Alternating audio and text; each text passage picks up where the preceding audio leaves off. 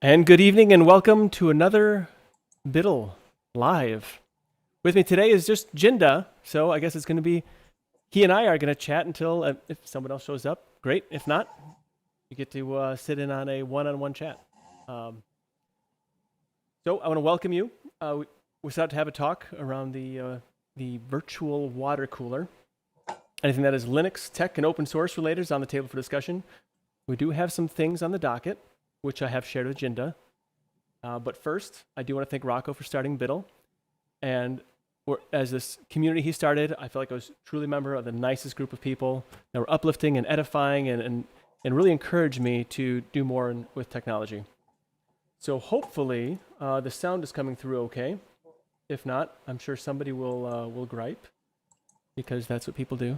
And I'd gripe, can't hear you. So on the docket today, we're going to talk about what we've been doing in the Linux world. Some of the new distros that are out there. Our main topic will be building your own computer. Is it worth it? And then whatever organically develops from here. So Jinda, I understand you've been having some fun Linuxing around. Oh yeah, I always do. I decided to go on Distro Watch, and for some strange reason, Linux Lite caught my eye, and I decided to download and try it out. It's based on Ubuntu. It's an XFCE desktop distro. They made it very user friendly with a very nice, intro screen and say step one, update, get your software, pick, dark screen, stuff like that. It had a lot of Linux light features. If you're familiar with like MX Linux, how they have MX tools and MX Lite. I am. Yeah, it's the same type of thing. They did a really nice job to go out of their way to make, I think, everything user friendly and actually pretty easy to do use. I was very impressed. There was only like maybe one thing that I thought was kind of odd. I turned on it said firewall configurator or something similar to that. And I turned it on and it just turns on the firewall, but firewall makes it for you can configure it. To me, it was a little offsetting of how the wording was, but I'm not the world's greatest reader, which I think I point out every episode we're on here. So it's smooth, it's fast, it's lightweight. I think it's everything you would want a Linux distro. I mean, unless it doesn't run, some software package that you had your eye on. It did have a very nice installer to help you say, oh, here's the top 50 programs that you're probably looking for. I really like that also. I don't know if you ever ran it or heard of it, Nate. I'm sure you heard of it, but I don't know if you ever ran it. No, I haven't. I'm getting some comments that your audio is low, I guess. Oh, okay. Just can't hear. Yeah, struggling to hear Jinda, but he can hear you. So Dennis says he's having a hard time hearing you. And then Eris, welcome Eris. I hope you brought your clicky keyboard with you. There, I just boosted it up quite a bit. All right, hopefully that comes through. I can hear you well enough. I have silent switches. I don't have a click keyboard. Oh, okay. Well, I mean, that's kind of how we're supposed to do things.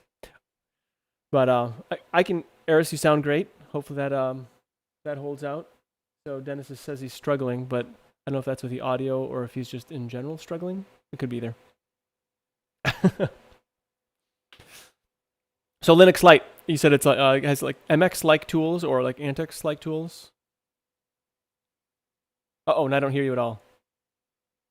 Did I break something? I don't hear Jinda either. I can hear you, Nate, though. Okay. Oh man, I lost Jinda.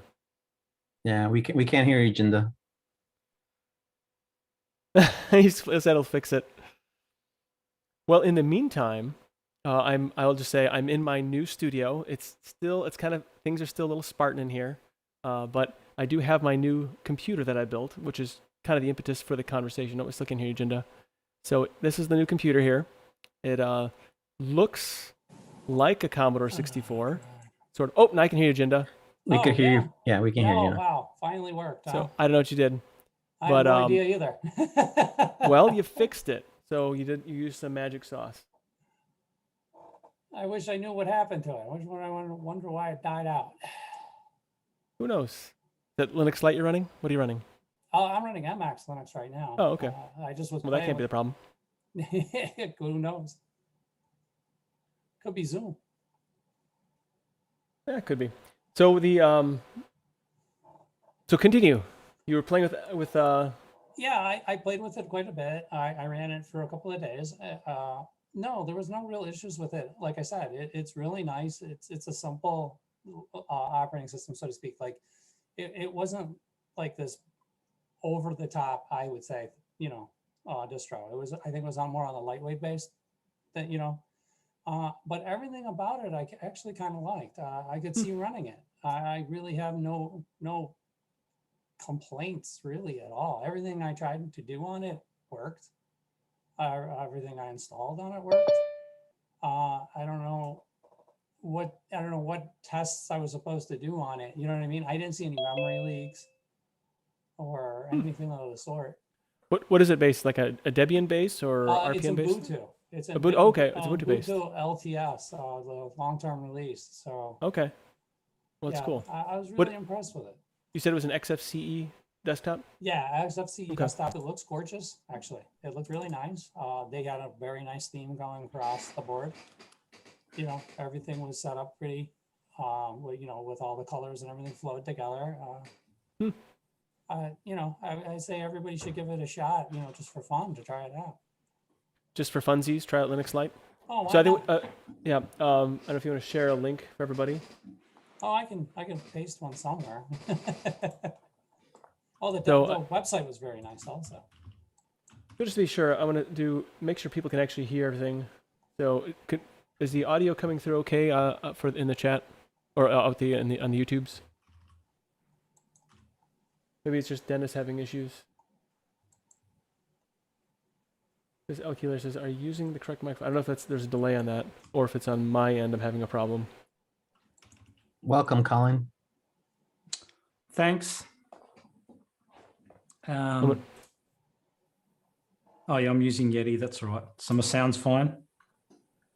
Well, so Dennis can actually hear Jinda. This is low. Still, Yeah, I'm still low. I guess. You're in the yellow when you talk, so I don't know. I could get closer to the microphone, right? Yeah, I could do that. So, Eris, anything exciting in Linux in the last couple of weeks since we last talked? There's like some feedback audio right now. I heard that. I don't know. Well, looks like it's going away. Okay.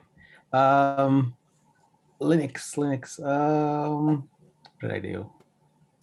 Well, I've set up new APs. There's not really Linux related, except for the controller. I got some Unify APs. Oh, that sounds cool. So how do you like that? Was it pretty straightforward to install? Like was like a client? It's not hard, but it's not that straightforward. I think there's a phone app, but I didn't do that. You can do that to set them up. And I set up a Raspberry Pi as the controller. Oh, nice.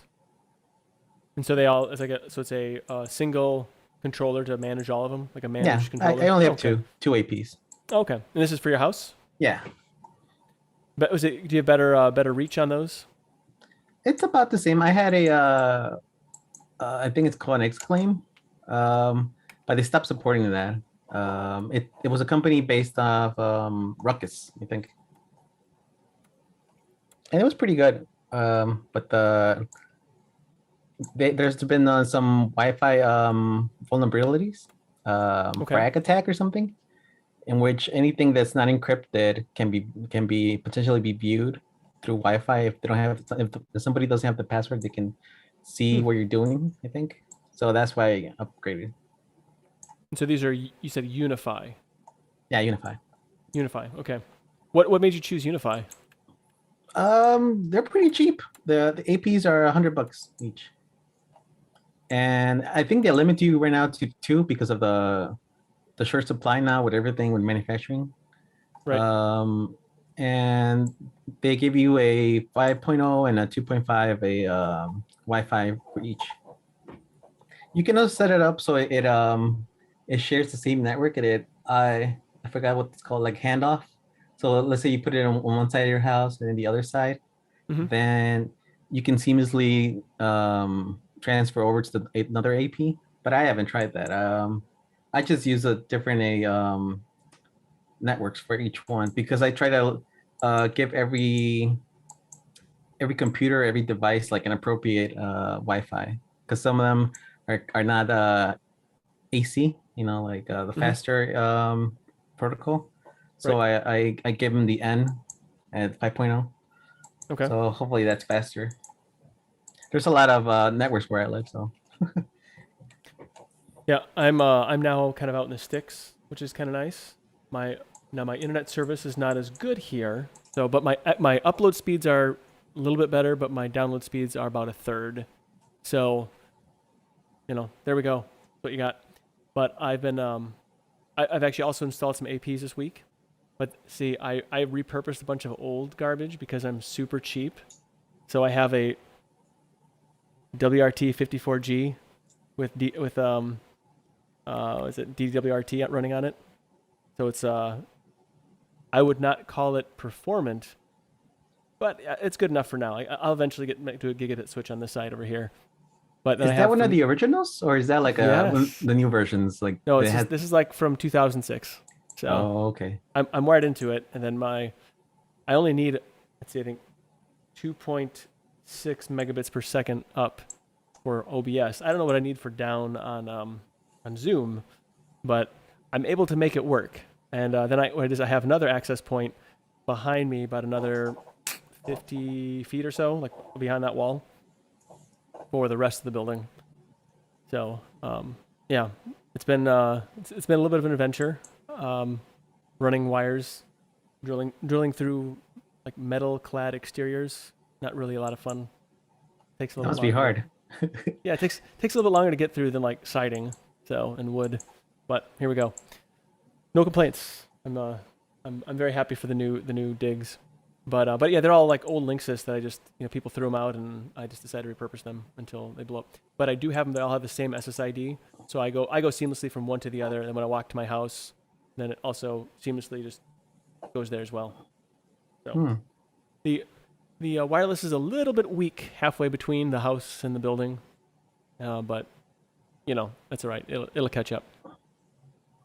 I'm not doing any heavy computing while I'm walking, so. So, Colin, welcome. How warm is it by you? It's warming up. Not now, but it's only morning, but it's warming up. It was a nice day yesterday. Yeah. So hopefully we're on our way out of winter. What's considered a nice day? Well, around about 23 degrees, which would be what? 70 odd degrees Fahrenheit in your language, I think. Oh, 70, that's not bad. 80. Yeah. That's not bad. Not bad at all. Yeah, it's today. Right now, I don't have air conditioning in this room right now. So last I checked, it was like 86 degrees in here Fahrenheit, Frankenstein. But I like the heat, so I'm fine. I like the heat too. Yeah, I love the the cold. heat. The cold doesn't do me well anymore. No. So anything exciting in the Linux world, or have you been Linuxing anything exciting? Oh, well, I haven't really been looking at much. I've been trying to download, 2 days I've been trying to download the new MX21, and then I shut down the computer last night. I paused it. I thought you could pause downloads. It's taken me 2 days already, and now I've lost it. I was only like 200 megabytes off. So yeah, that download link is not the best for that, for the MX21 beta, unfortunately, but I might try again soon. But yeah, I've just been doing a whole heap of install videos. They've become repetitive, but it's just something I wanted to do. So Okay. yeah. I'm really behind in my my videos and podcasts because been every day been working on trying to settle in, so I haven't seen any videos. Sorry. No, that's fine. Yeah, people watch them. They watch them. They're there for educational purposes. If it helps Yeah. one person, it helps one person. That's the whole idea. That's the reason why I started that YouTube channel in the first place, just to help That makes people. sense. Yeah. That's cool. Oh, I see. I'll put that in the chat here. But the MX Linux beta testing, if anyone's interested. Yeah, I downloaded it and tried it out. So far, it's been very, very smooth, very nice. They changed a few of the default programs that they were using before. And other than that, that's all I really noticed. Otherwise, everything was pretty much status quo, MX, Linux, what goodness, or whatever you want to call it. Mhm. How If long you're- did it take you to download? A few minutes. So you must be very close then, because I must be so far away. Yeah, the nearest one I could download from it was probably an hour away. At the most. I only found the one option of downloading on the MX news page. Yeah. Is that the one? Yeah, see, I can't get any more than something like 20, 30 kilobytes per second. Ooh. Can't get any more than that. And it's a struggle. Yeah, so that's what happens when you live down under. It takes a while. Yeah, it only Yeah, took a it's- couple of minutes. I don't think I'm that far away from it. Okay. Perhaps I there wanna- are I not wanna- any mirrors Sorry? nearby. So perhaps there No, aren't any mirrors I nearby. don't. Yeah, I think you're right. I think you're right there, Nate.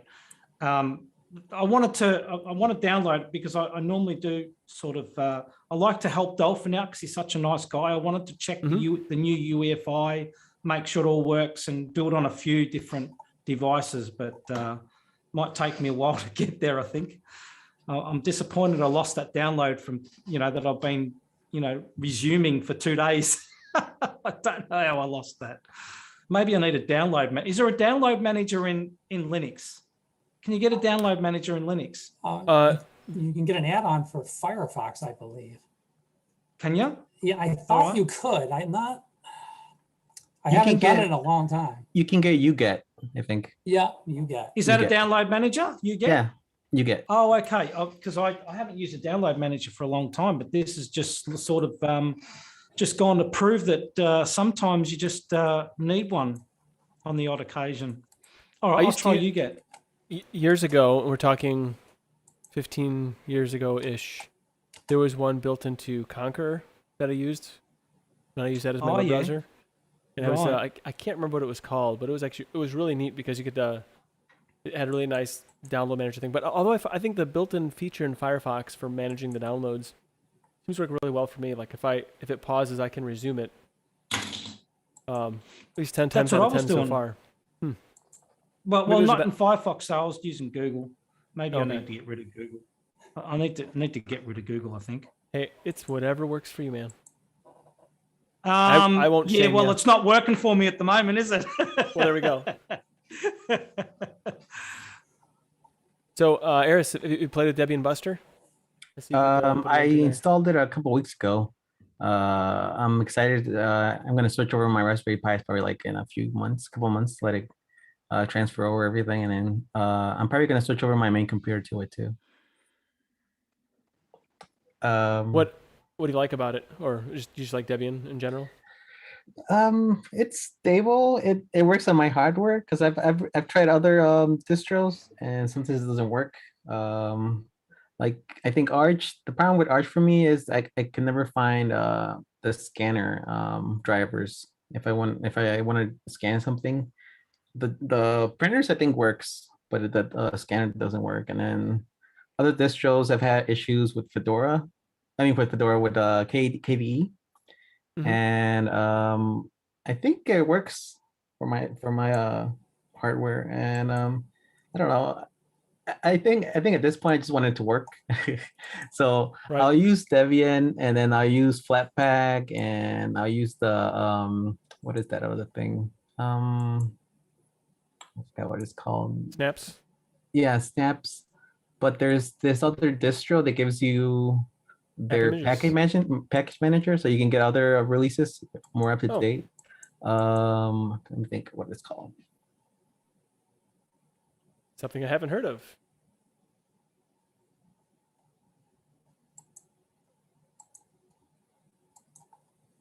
I know that Flatpaks. I feel like I'm rather addicted to Flatpaks at this point.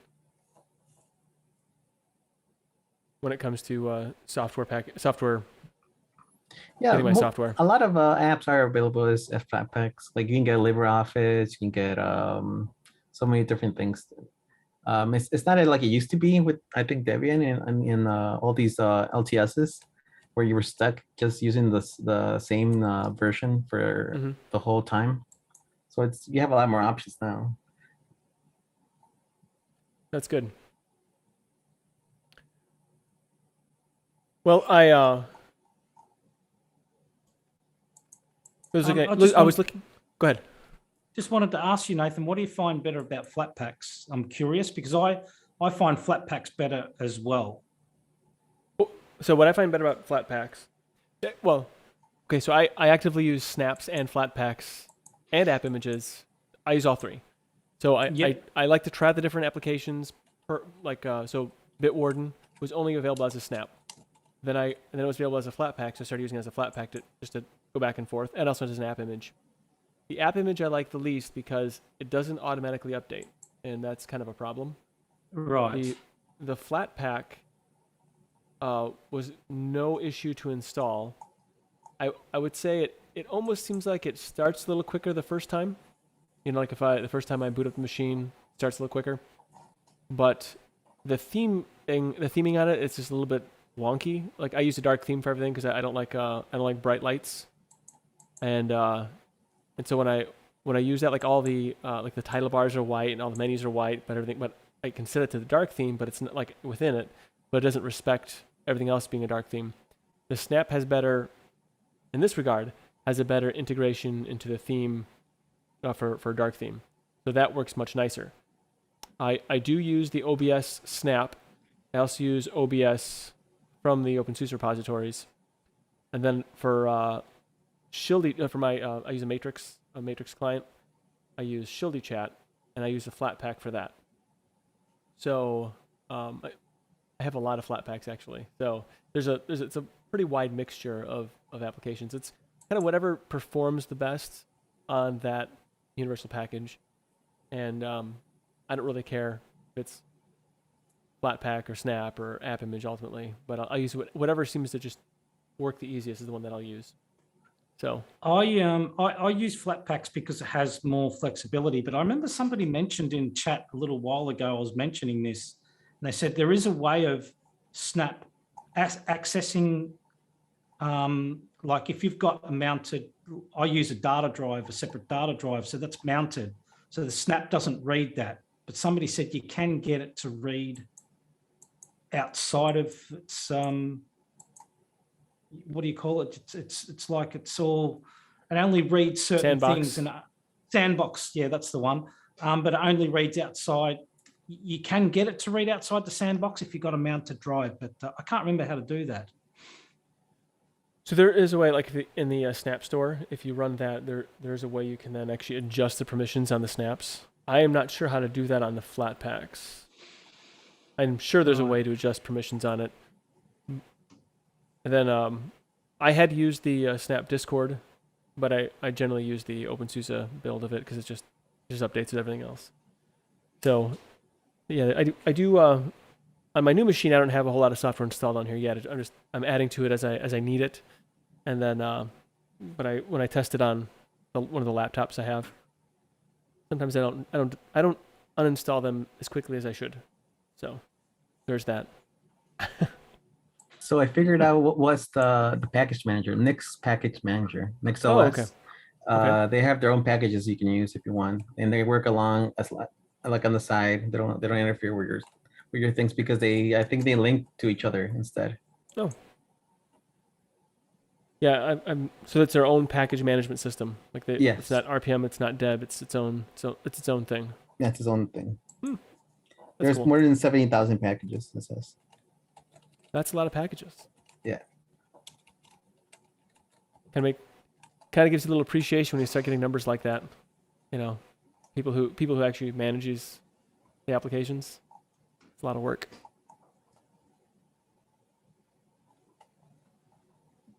Well, there's been some new distributions that have been released. So you said, was it Elementary Beta 3? Is that what you said? I mean, MX Beta 3 was released recently. What beta number was it? I think Oh, it's beta. Just beta, isn't it? Yeah, it's beta 1. Yeah, just Beta 1 sounds fancy. Yeah, beta 1. The and so you said And, you have not tried it yet? Yeah, I No. tried it out. I'm very happy with it so Okay. far. That's only XFCE, isn't it? It's not the Yeah, Just it the wasn't one the disk. KD. They only have two, right? Yeah. XFCE, KDE. Oh, they Flu- threw in Fluxbox. Fluxbox, right? Yeah. yeah. Well, Fluxbox is so small, I don't think you would know if it was there or not. Yeah, They that's do right. have, which I have been running for like about well over a month now. MX Linux does have a version for the Raspberry Pi, which works pretty much like you would expect. There is no issues with it. It runs fine. They were smart enough to use some of the Raspberry Pi software applications to go with it to make it a little more streamlined. I've been running it, like I said, for well over a month, and I'm very happy with that. That's cool. I should Cool. probably, I'm hoping to have some time here to do some distro testing, which, by the way, we'll bring that up before the end of the show. Well, cool. I'm excited about it's beta 1. I'm excited about MX Linux. They always do a good job, and I do maintain some documentation there. I've been negligent in those duties, but so I'll have to download and make sure my documentation is still correct. But one that caught my eye that was released is Elementary OS 6.0. We've all probably heard of Elementary. It's an Ubuntu-based No way. Did distribution. that release? Did that It release? did. This week? No It way. did. Must have been a Yeah, I secret. think. Yeah. Yeah, it's pretty obvious, isn't it? Well, I haven't been on Twitter much, so I can't say that I've seen it. You're talking, but did you knock something over there, Jinda? Yeah. I love it. Picked up my cup and it didn't work. It happens. So they have That'll this be new on the standard. blooper reel. Well, I think the whole show is a blooper reel. So there's also that. So they say Elementary leverages cutting edge sandbox technology to enforce privacy and security protections. So I don't know what they do differently. Yeah, I do. Okay. Because it's been on most of the videos. I think they've implemented some really, really nice changes within the desktop. I haven't looked at it personally, but I've been watching quite a few videos on it. But what they've done is, if you open their app center after install, there's really nothing in there except their own apps. So you've got to go on to, is it Epiphany, their web browser? I think it is. You've got to side load. It's also, you've got to check the box that you're installing an untrusted app and blah, blah, blah. So that I thought was a bit strange. Okay. I thought that was a bit odd for the App Center. It looks like you can, if you search for applications within the Ubuntu repos, you've got to do it within the terminal. You will not find them in the App Center. So, In my opinion, okay, this is my opinion, so I'm not saying that it's a fact, but Yeah. it's too early days. It's too early days for them to limit the way the apps too much, because there's not that many apps that are Elementary made, so you can't really have so many functionality out of your distro if you just use the Elementary apps. And then if you try to install something from the repos, then it says that it's uncurated, that it might be dangerous, security issues, all these things. I think it's a good idea, because for their ideology that it's all with the Elementary guidelines and following and everything, the way it looks, the way it functions. But I think it's too early for them to limit that right now. Maybe later on in the future when there's more apps, I think that seems doable, I guess. But right now, if you do that, just like Colin said, if you're trying to install a Flatpak, it says that it's sideloaded, like Android, like sideloading your apps instead of downloading them from the Google Play Store. no, you can only the first one you've got to sideload. The rest will then implement all the Flatpak repos within the App Center after the first sideload. Yeah, so they but will all show. I'm just saying that the little notification says you've sideloaded this other app. Like if you download Oh, another. right. Oh, yeah. That's right. Yes. But Yeah. looking, Sorry, I misinterpreted that. looking at their app center, they have 210 curated apps. Yeah. So they're pay for what you want apps. I just quite often wonder who Elementary is for. I used to use it in the past, but every time they seem to change for something really good and exciting. There's always seems to be something that's very unexciting within the distro as well. So I seem to find that that's my reaction with every release with Elementary.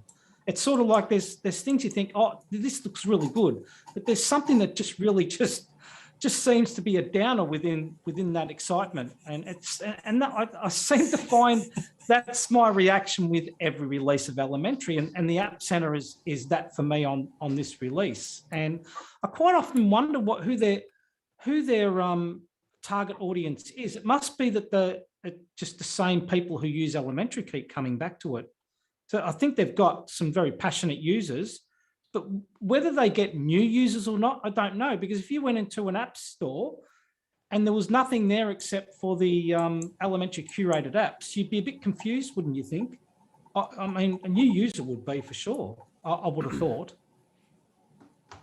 I do want to point out, to be fair, that I think Elementary has more apps in the previous version.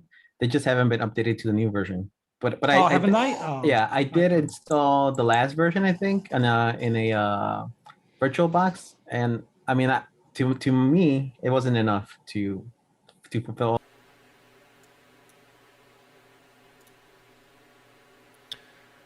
Yeah, I'm not sure. I'm hearing an echo now. This is not cool.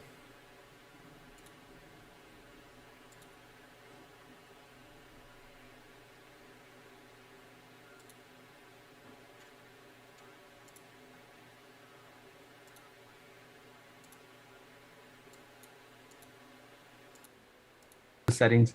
Now, if I use AR render, XR and render, I forget AR and R. Yeah, AR and R, that's the one. Then it does turn it off. But if I use the Elementary one, it doesn't turn it off. And this is kind of weird for me because no other Ubuntu flavor has this problem. Like it always works. Usually my hardware doesn't have a problem with the Ubuntu base. Also, my printer didn't work. I tried installing my network printer. It had errors. So I'm not sure what they're changing with that, but that didn't work with me either. Yeah, I haven't tried Elementary. I just downloaded it today, but I haven't actually tried it out. I'll probably try it on virtual machine and see if I can do all the things I want to do with it first. But I am very interested in seeing how it works out. And this, I guess, sounds like, based on what Colin said, there's a lot of excitement around Elementary. Yeah, they've made some nice changes. There's no doubt about that. But just looking at it from the outside, just looking at the videos that I've watched, a lot of times in my videos that I do, I try to come from a new user perspective, and I just think that as a new user, if you open up Elementary, there's no Office program in there. And if you go into the App Center and you go to Office, there's no Office program in there either until you sideload a Flatpak. Then an Office will show up. But I just think that would be confusing, looking from a new user perspective. That's all. But that's just me. That's just the way I see it. Maybe some people think it's fine, but I mean, there's nothing within Elementary that tells you go and sideload this and whatever. There's no information from the looks of it. I mean, it'd be nice if they had a little welcome screen or something that tells you this is what you need to do. I know they've only just implemented this, so they're probably still working on that possibly. I don't know. Maybe I'm criticizing a bit too early. I don't know. It's just I'm just going on what I've seen. That's all. Yeah, I know. I've always thought it pretty straightforward. I did have issues with the understanding how to set up Flatpak initially, but because it wasn't very straightforward to me. But well, their setup of Flatpak is quite easy once you know how to do it, and once you know that you have to do it. There's just nothing seems to be pointing you in that direction of Is it- how to, of what to do. Is it Flatpak Hub they don't have set up, or is it something else? Yeah, it's the Flatpak hub's not. It's not. What can you say? It's all not by default? populated within the. It's not populated by default in the Elementary App Center. You have to go and first download and sideload one Flatpak, and then it will be populated within the App Center, the Okay. Flatpak hub or the Flat Hub. Yeah, that's how it works.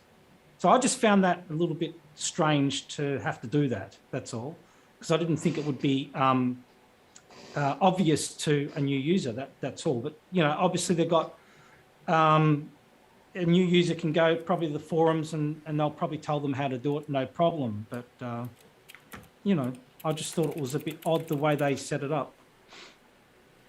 Yeah, that is. Well, I'm sure they're going to streamline it as time goes on. Probably it's probably Yeah. just a new thing. Yeah, probably.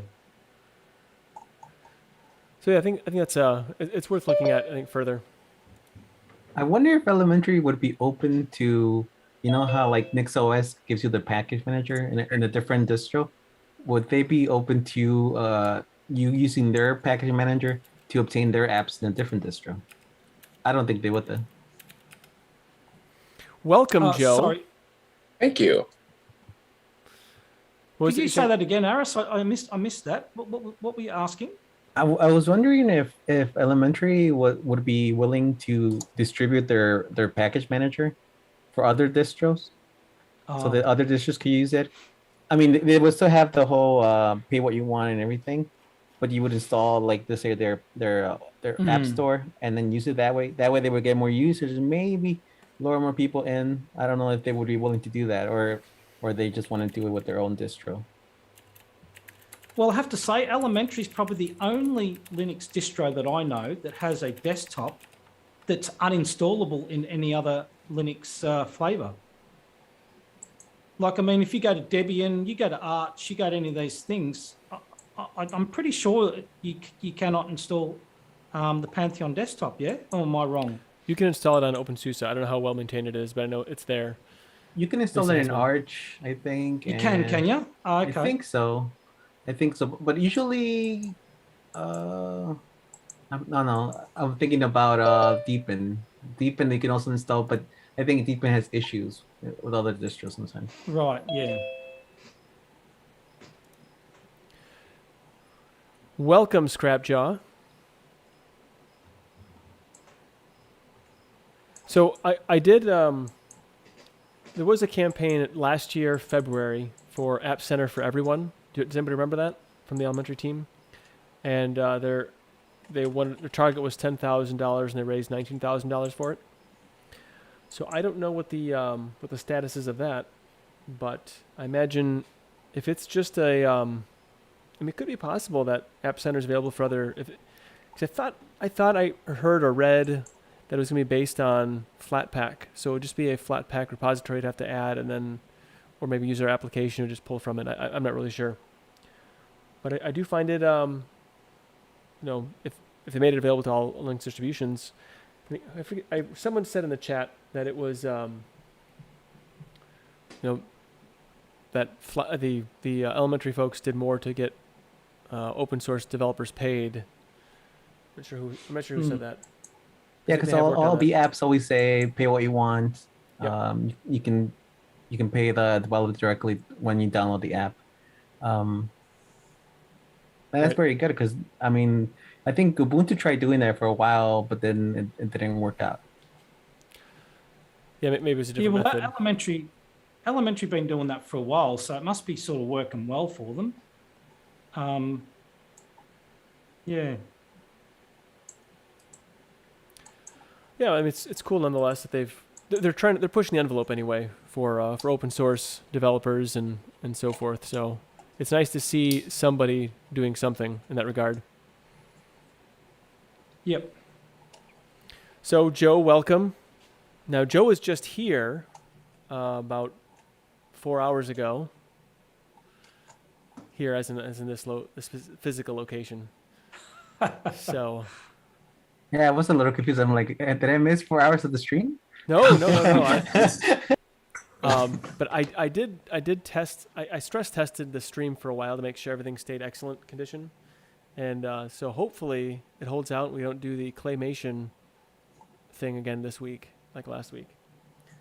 But Well, call me green and call me gummy. yeah, that's right. Still don't know where that's from. I don't. It's and then Scrapjaw. I don't know if he's gonna play for us this evening, but that'd be cool.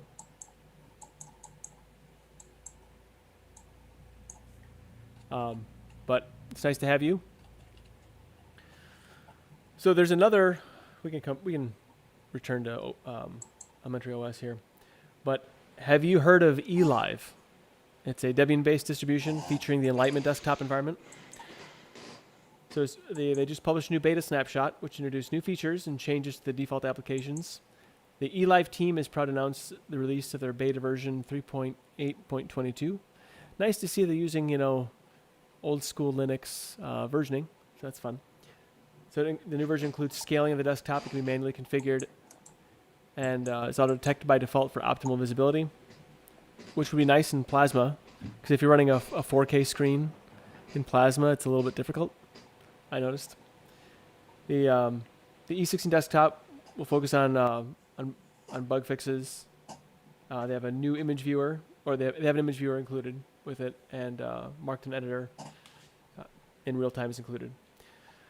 So I don't know if that's interesting. I know like some people are Debian, hardcore Debian folks, so I'm not sure if that was anyone who runs that.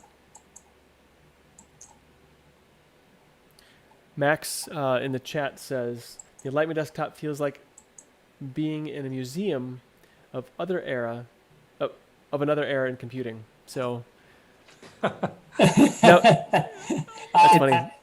I would say it's more like a window manager than a desktop. If you ever run Enlightenment, if you have the thought in your head that it's a desktop, I think you'll just throw it out and say you hate it. So But is if you it, think- isn't that Is what Bodhi Enlightenment uses? different to Moksha?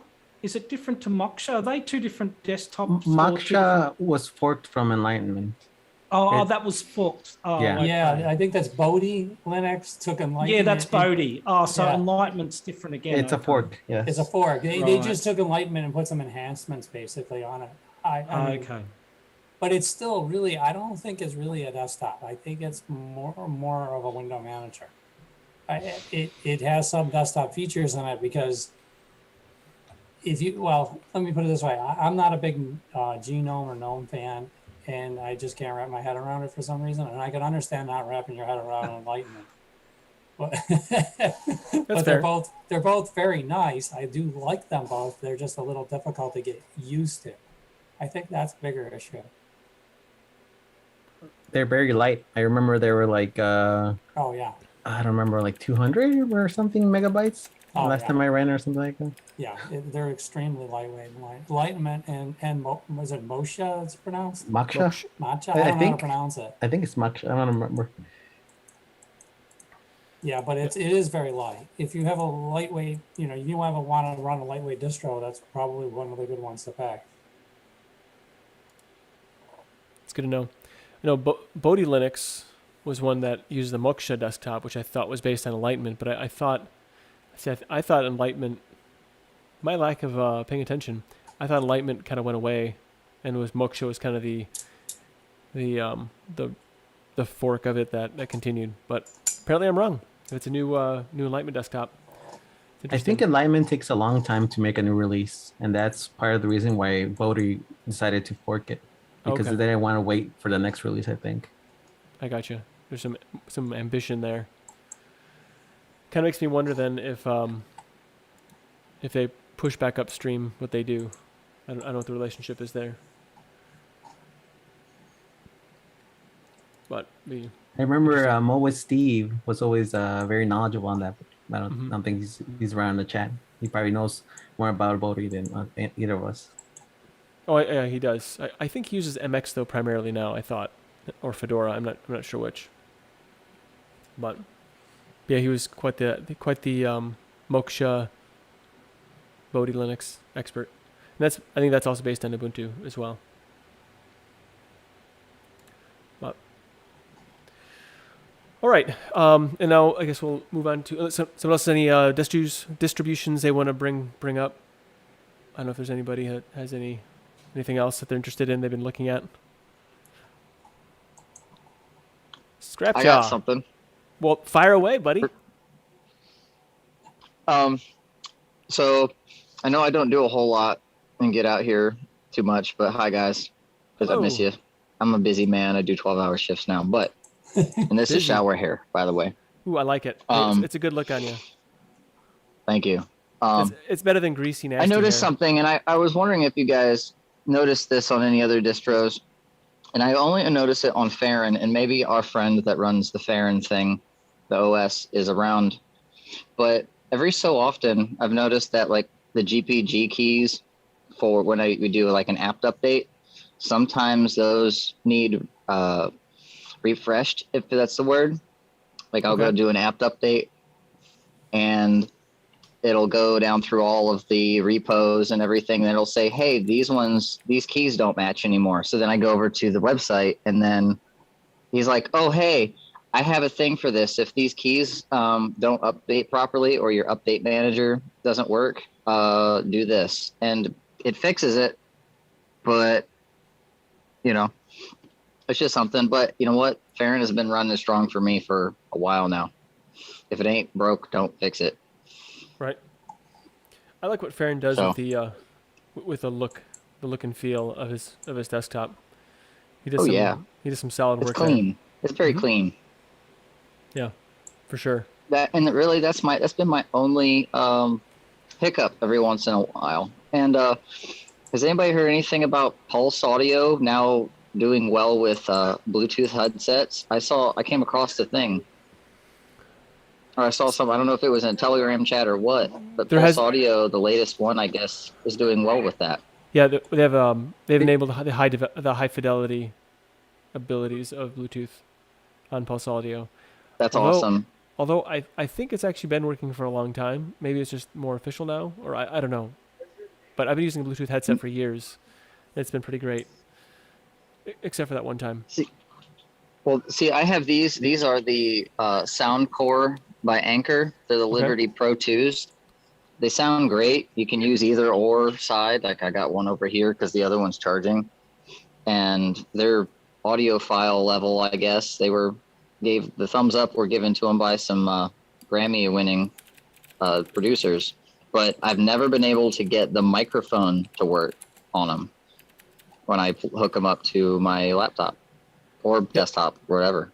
Yeah, that could be. I can't get the microphone to work either, but I haven't See, I tried think- it in a while. I think that's what I saw though recently is the latest has some of that working, and these are supposedly, you know, whatever the modern spec is on them. But Okay. that's really the only thing I've been up to audio wise. I just, you know, I listen to the podcast while I'm at work throwing plastic around. So, but I come home to a Linux system every day and it works. What are you running these days? Maybe it hasn't changed. Farron. Okay. I haven't changed anything, fair enough. But I got a Raspberry Pi that I mess around with, and it's just got, you know, the Pi OS that's on there, Right. Raspbian. I'll tell you Those are who's always doing fun. some very. Aye. I'll tell you who's doing some very similar work to Farron is at the moment Jacques at Markulu Linux. He's setting up some with his Markulu Linux shift. Looks very very promising as well, considering he's using the GNOME desktop. He's doing some nice work there. So I'm looking forward to the release of that. So what was it called again? I want to look that up. Markulu Linux Shift. He's still working on it at the moment. He hasn't released it yet.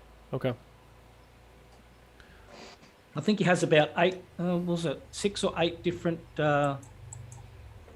ways of managing the desktop, and every desktop that you change, that you shift it to, has its own set of wallpapers and so forth, and he has all these ways of backing up or setting it back to default and all this. So it looks really good. So he's doing some pretty good work. That's cool. Yeah, I see. Hmm. That's worth checking out. Yeah. Yeah, and he's using the GNOME desktop, which is interesting because no one's ever really done that with the known desktop before. So obviously he's using a lot of extensions and so forth to achieve that. And the way he's set it up is he's done a really nice job. So I'm looking forward to that releasing and giving that a bit of a go. Any timetable on when it's going to be released? No, I don't think there is actually. Because I see there's a shift review as of today from linuxinsider.com. Oh, yeah. Yep. So maybe there's a pre-release or a preview, beta, alpha, Possibly. whatever. Yeah. He puts So- out quite a fair bit of his own videos anyway. That's cool. Yeah, that's very cool. That's also worth checking out. Yes. The let's say another, FreeSpire had a release too, 7.7. I don't know if anyone runs that. It's another No. Ubuntu-based XFCE desktop. So I've heard of it. I think I've looked at that before, but I feel like so that's that's like just had an update. I feel like that was an old one that maybe got rebooted or something like that. Oh, maybe. I could be wrong. I might be confusing it with something else. Probably confusing it. Well, no, Alpha 2 was back in 2006, so that's been around a while. Wow. Yeah, that's interesting. All right. Well, it's about the time I want to move on to the show main topic, which is building your own computer. Is it worth it? Are you better off buying the parts and assembling it, or are you better off purchasing something off the shelf at a big box store? I'm not going to give anybody any advertising. Well, So what do you think? it's a tough one because my son needs a new computer. He's still running the same one that I made for him about 10 years ago, maybe. Well, actually, Okay. I made it for myself, but he's using it. But now I'm looking at the store that I've got close by. They've got buy off the shelf ready in an hour, But then you can buy pre-made ones, but you can adjust what you want in there. But it's actually knowing what you want. I remember you guys were talking about for gaming, it's best if you got dual channel working with an AMD Ryzen. So, but I think most boards would have to come with dual channel these days, wouldn't they? I'd have to think. I'm not sure. I think it varies from system to system, like or board to board, because I have some are dual channel and some are not. At least last I checked. Yeah. Okay. But I built a computer. I kind of talked about it just briefly earlier, and I started the process in October or November sometime. So the myretrocomputer.com, if you want to check that out, that is it is what I bought is because of my co-host on DLN Extend, the Destination Linux Network podcast. He sent me a link to this My Retro Computer, and so I followed that, and it was a well, here we go. I can just show you. Boop. This is what it looks like. This is the computer here. It looks kind of like a Commodore 64, but it's more of an imposter. It's a My Retro Computer My 64, but originally it was by this Commodore USA. It was called Commodore 64X. They licensed whatever to be able to build it. And then the founder or whoever started My Retro Computer, he died. Not My Retro Computer. Commodore USA, he died, and then it was impossible to get one of these cases. So back in 2015 or 16 is when I first saw the case and was extremely excited that I couldn't get one.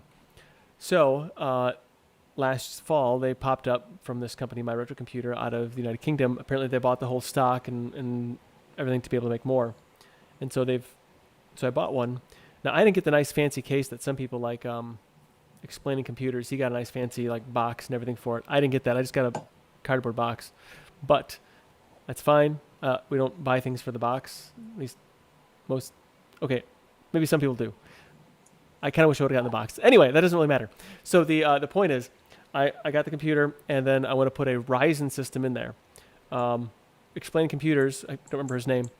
He put like a passively cooled Atom, Intel Atom platform in there, and I wanted to see how much I could stuff inside this thing, and so I got the AMD Ryzen 5 3600G, and I wish somebody would have told me about PC Part Picker back in October, because I went down a bout of purchasing hardware that wasn't right to work together, because I got the built-in the graphics, the Vega graphics on the Vega APU, whatever, on the CPU.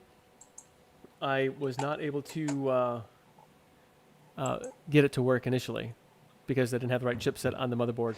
Anyway, so fast forward, I don't want to say 8 months, but fast forward 3 months to today, from November. I have a working system for about a week now, a little over a week. I've had it, and I love it. It's great. I'm not sure if I'd recommend everybody do this though, unless you know what you're doing. And so that's why I asked the question, is it worth it to build your own computer? Because basically, I spent like $200-ish for the case, about another $150 for the motherboard, about another $150 for the CPU, about another $100 or so for the memory, the RAM, another $100 or so for the NVMe, the 1 terabyte NVMe, and then you have the figuring out what cooling components you can put inside of a kind of a small case, and so forth, as well as other maybe little nitnoid things, thermal paste and whatnot. So then I asked. That's why I asked the question: is it really worth it? Well, I think it's better off left to the people who do it every day and know. That way you just leave it to them, because they do it every day. They know. I mean, I could work it out, but how much, it's going to take time. But then if you miss something and then you purchase the wrong product, not only have you wasted your time, you've wasted your money. Right. Right. So, so I mean, how much is your time worth? I mean, we're Linux users, so we obviously got plenty of time. Yeah. We like to tinker. But it's also the money side of things, and I'd prefer just to know what I need and get someone to build it for me, or know what I want. If I can research what I want and it's knowing what the computer's going to be used for is the most important thing. If you're going to do a bit of gaming, but not heavy gaming, but you want it to last for a while, you don't want it to be out of date in a couple of years. All those things come to mind when purchasing a computer. There's so many things to think about, really, when you think about it.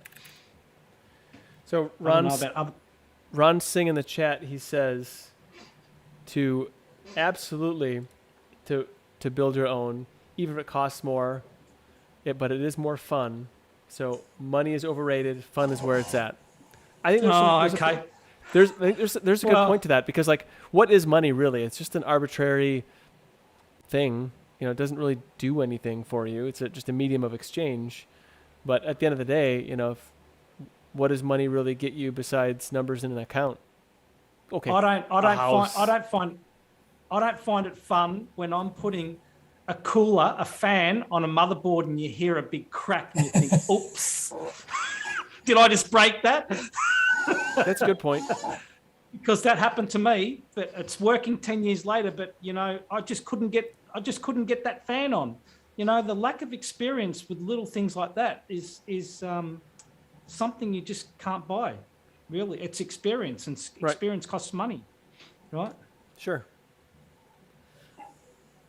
Well, getting an old computer and tearing it apart and putting it back together and see if you can get it to work again is probably your best bet on learning how to build a PC. Sure. Yeah. To me, it's like, from an academic perspective, it's like Lego blocks, right? You got this part, that part. I'm not soldering anything together. I'm just sticking things together. So it shouldn't be that complicated, unless you don't understand the AM4 chipsets and are conscientious of what those chipsets on the motherboard do, and then you get yourself and you buy 2 of the wrong motherboards, but we're not going to talk about that. And this CPU is not compatible with this motherboard, and that motherboard's not compatible with that power supply, and that power supply is not strong enough to run the graphics card you put in. Oh, you know, I forgot to even go down the power supply rabbit hole there too. So I got, because the computer didn't launch initially, like didn't start up, I thought I didn't have enough powerful enough of a power supply. But that wasn't the case. But I had to get this Pico power supply, because if I'm gonna do this again here. So if you look here, there's a barrel jack. I'm not gonna be very careful here because that'd be terrible if I unplugged it. There's a barrel jack on the side of this computer that powers it. It has a brick much like a laptop does, and then there's this ATX like harness that's inside the computer that distributes the power. So it's a little bit different than just buying a regular brick power supply with all the spaghetti hanging off of it. This reminds me of when Rocco bought his computer, because he said he didn't like the idea of you having to troubleshoot when you build your own computer, and he wanted to buy it from somebody who made it for them, and then he was going to get support and all these things, and then he had all these issues with the graphics card.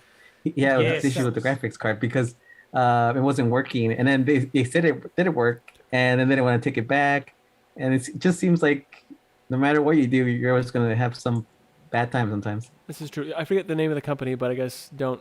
Yeah, I can't remember the name of it either. Yeah, so that was a disaster. Yeah, it was, wasn't it? I remember because like the connector was bad on the NVIDIA card, whatever was loose, and then so it was a big pain in the rear on that. And he one. specifically bought it so he wouldn't have any headaches. He wanted to pay extra so that somebody else would support him.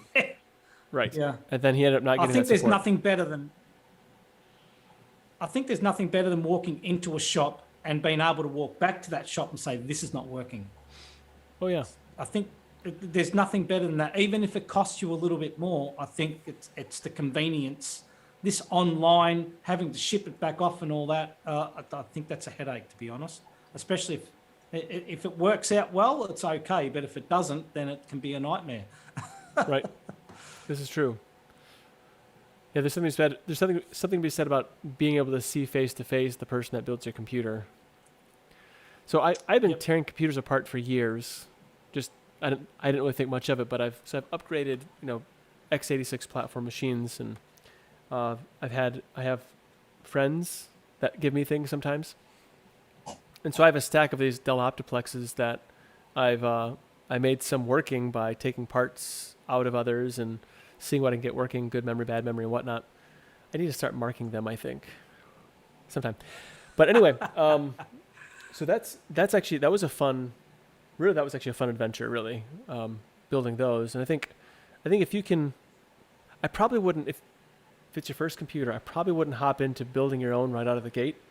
But I think, maybe getting some older stuff and tearing them apart, seeing how they work, especially if you can get a few older things that have of a similar architecture, so you can actually, see what it's like to remove the CPUs and, I'll play with all that fun stuff. I mean, actually, I did it on my my Dell Latitude, the D630, that I ran for like 12 years just as my main machine. But I swapped the CPU in that. I changed out fans. Big pain in the butt to take the thing apart. But I did it. And I think if you can do that, that's kind of like expert mode, I think, tearing into laptops versus going into to desktops. So I really had a lot of confidence going into this build. And I spent a lot of extra money on parts. Did you ever have any trouble with the power supply? Because I've heard people say that when you buy a pre-built system, sometimes they put these power supplies that are very limited in power. So if you start switching out parts, you start having issues because it's not rated for more power. I have not had that as an issue, but I can believe that would be an issue. This is only a 65 watt TDP machine, and it's throttling really low right now. Like, it's not even pushing the CPU at all, doing all this nonsense stuff. So I don't see that as being a problem for me at this point. and I've never had a machine where that was an issue. But I guess maybe the closest thing I've had is like if I on my my latitude, my last latitude that I use primarily, if I didn't have a big enough power supply for that, it would complain and then it would just throttle down all the time. But that was a laptop. I haven't seen that in a desktop ever.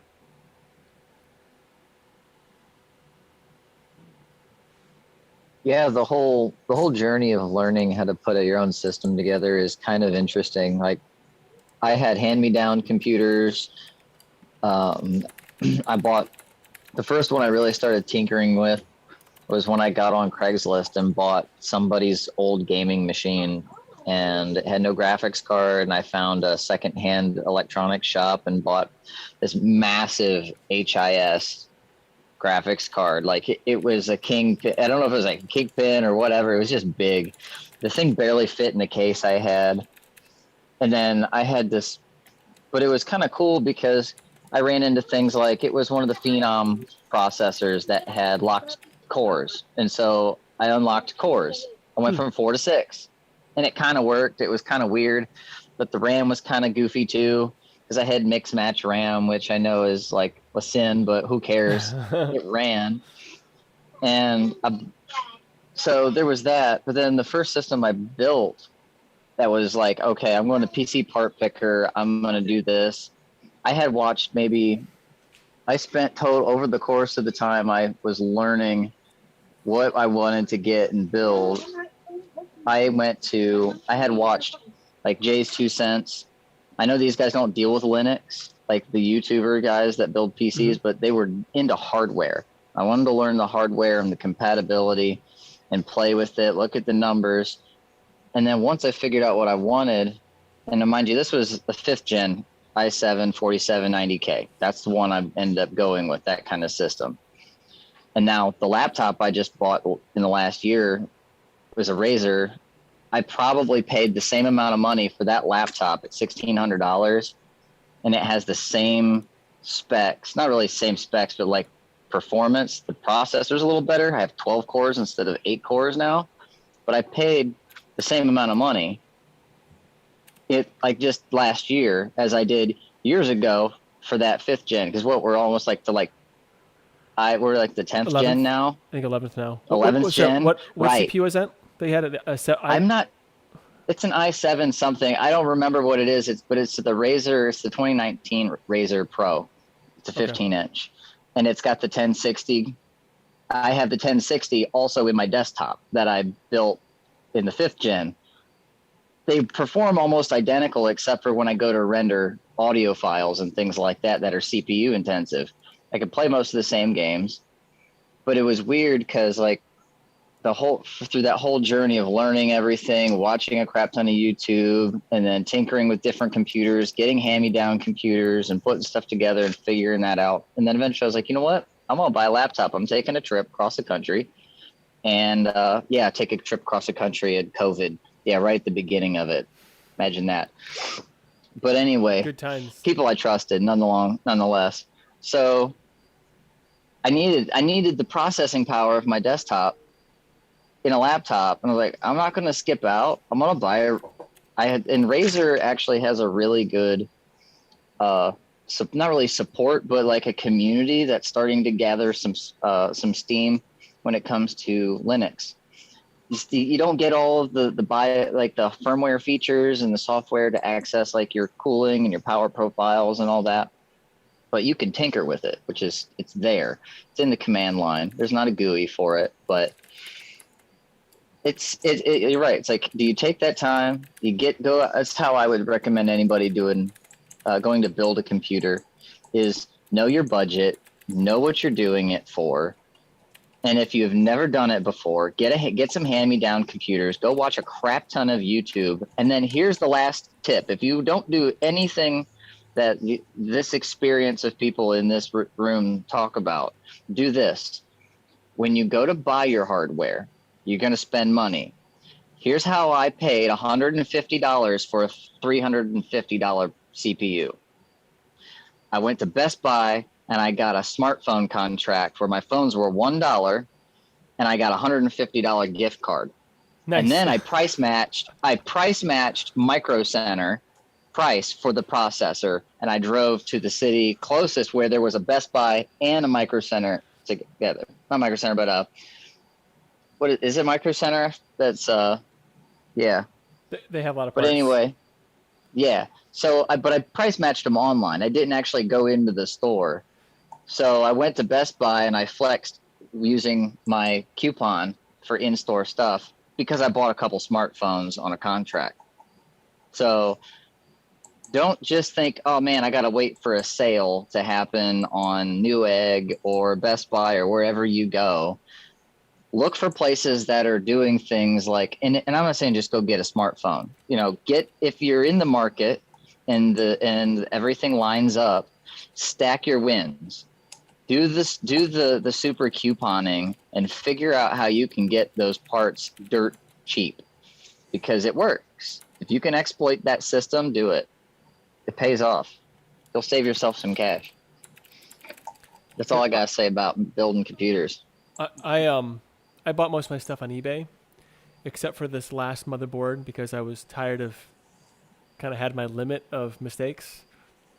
So I think I'm going to give Ingenuity to put it in the local chat here, but the resource that I wish somebody would have told me about is an absolutely vital resource for putting these things together, because what I learned. Compatibility checker.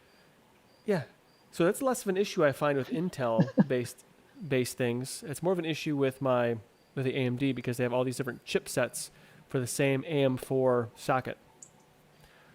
So the Vega graphics require an X570 chipset in order to be able to use the Vega graphics. Otherwise, you have to have an external graphics card, apparently. But there's no space for external graphics card in this machine. It's got to be on board. So I almost went to just buy an Intel. I was so fed up with the AMD thing until I found the PC part picker. But I was going to just like put an Intel something in there just to make it work, because I knew Intel had the onboard graphics and that worked automatically. So if you're going to build an AMD based system, it's a little bit more complicated. It's definitely not level 1. I would say it's definitely level 2, maybe 3 or 4, maybe 5. I don't know. It's not as easy, because you have to understand the different chipsets and the CPUs and make sure those go together. The memory I didn't find so much of an issue because you have a range of compatibility there. How's the pricing? Of what? AMD? But how's the pricing? Like, if you're saying that Intel is the easy mode still, but AMD's not. But generally, people would say AMD's pricing is a little better. But you're kind of, so how does that level out for you? How did that level out? Well, so early I was doing it as cheaply as possible, and AMD is cheaper. But when you get like the gaming, in order to get the X570 chipset, those are like gaming motherboards. So you're spending a little bit more for all the additional lickies and chewies, and like this thing has RGB in it, and I don't care because it's all inside a beige case, so I don't care. So it just kind of glows orange underneath it right now through some vents. But so you're gonna spend a little more for all those fancy things, and I think something that I find too is if you building a computer is an enthusiast hobby. Like that's not something that, like, you know, Joe down the street does on a weekend when he's not working on his tractor. That's just not something that happens, and people just don't do that. So I think most of the stuff is priced for, like, they have all these features I didn't know that people cared about, which is like lightning protection. So these boards have lightning protection on it to so many joules of power that they can actually take an impact. And I'm like, really? I mean, as a kid, I'd unplug everything, and I still do, when we have a lightning storm that's not hooked up into like a UPS system.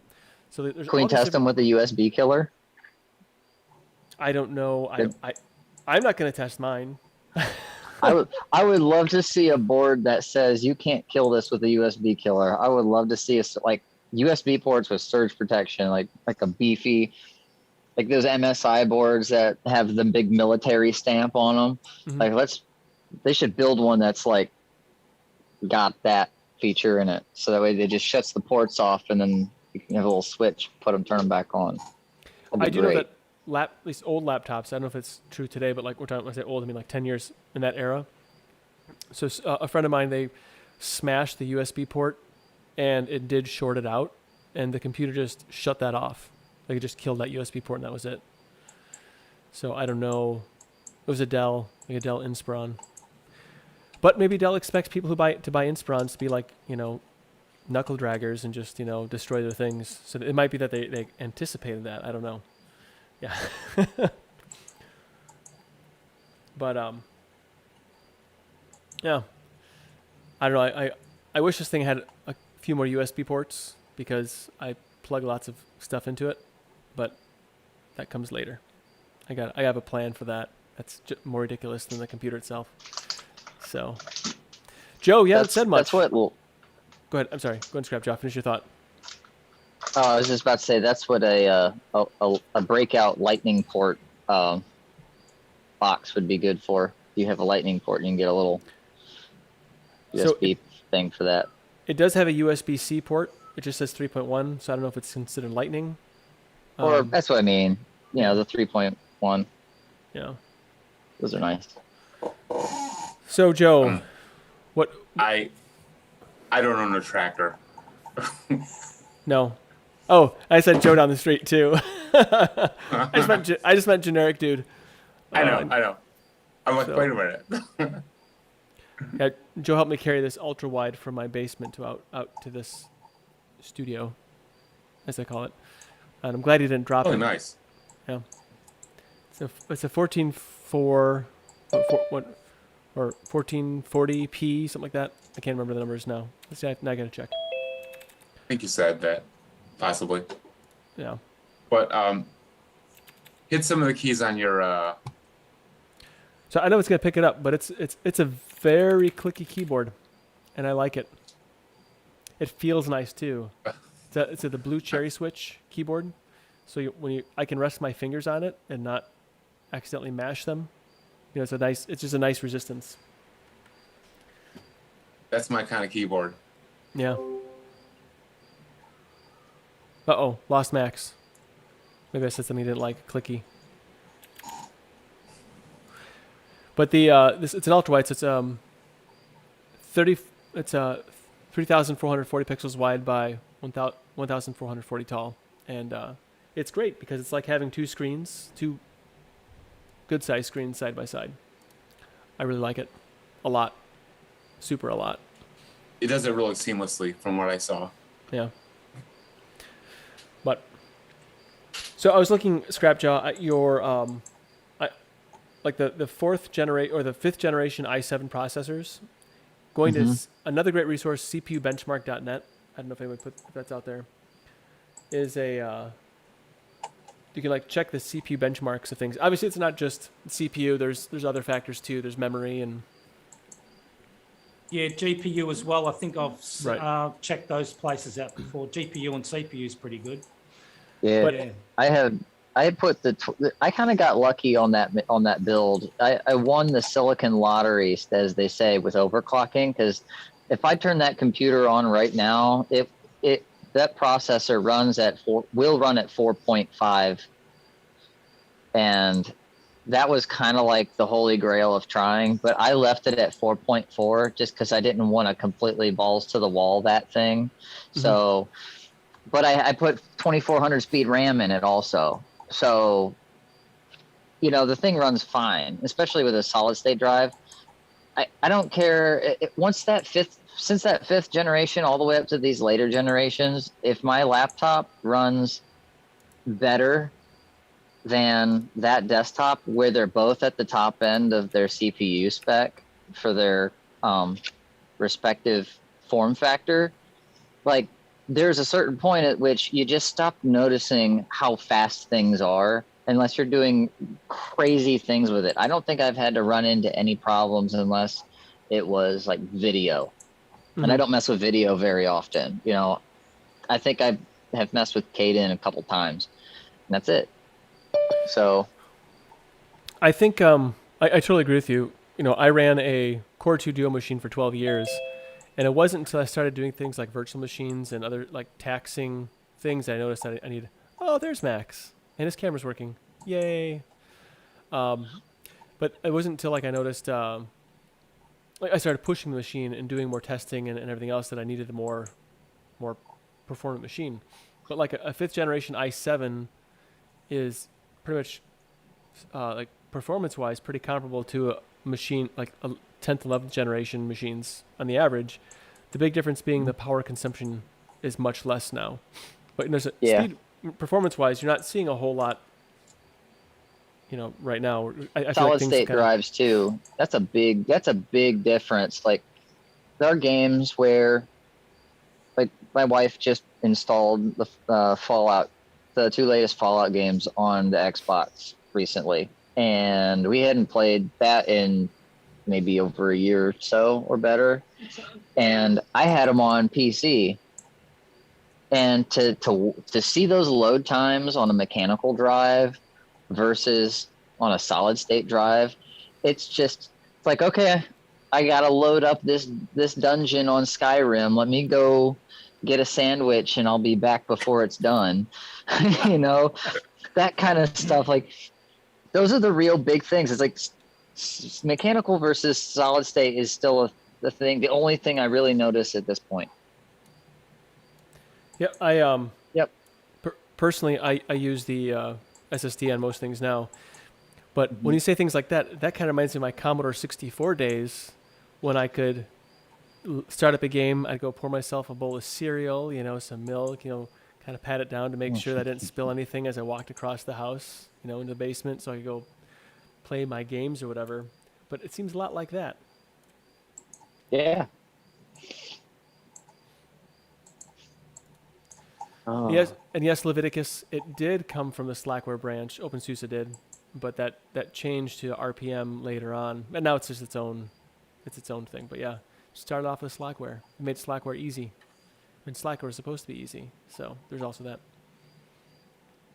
And so I would say yes, it is still worth it to build your own PC.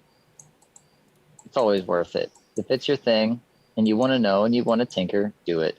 At the very least, go buy used parts or get a used computer and learn from something you don't have a lot of money invested in, if that's a concern.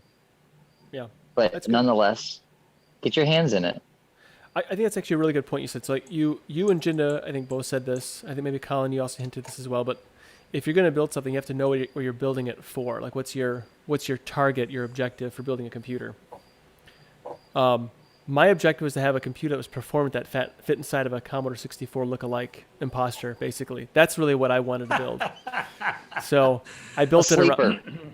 Yeah. I mean, but the 3400G is not the fastest Vega graphics machine that you can get, but it's performant. It's a lot faster than my 11th gen machine, Intel 10th gen i5. So I don't know if that's should be expected, but I think what's interesting though, so laptops do a very good job of like burst performance, but if you're loading it down for excessive period of time, it starts to drag. I don't know if you remember 2 weeks ago when we did this, how my system started to really drag. Doing this, it kept thermal throttling itself down, so I had to like lift it up and everything else to make it so it could come back and run. Yeah, but get the thermal creep. Yeah, so when it thermally saturates, it just starts to shut stuff down. But anyway, so I did notice because I've done some rendering with it just to see how it did, and sure it pegs it out and everything, but then it things, and yeah, then you can buy a used graphics card to match up with it. And I wouldn't even, and don't pay attention to when it says never overclocked and never used to Bitcoin mine, because they're probably have tried to overclock and do some Bitcoin mining. Maybe you're buying it used, just get it. If you're going to get it used at a cheaper price, fine. Who cares?